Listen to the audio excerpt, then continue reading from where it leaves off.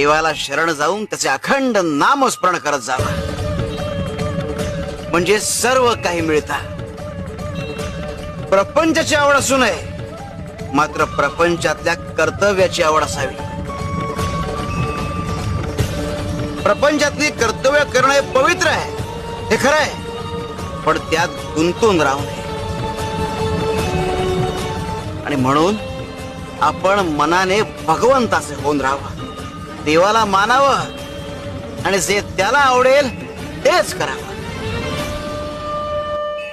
हेच परमार्थाचं सार आहे.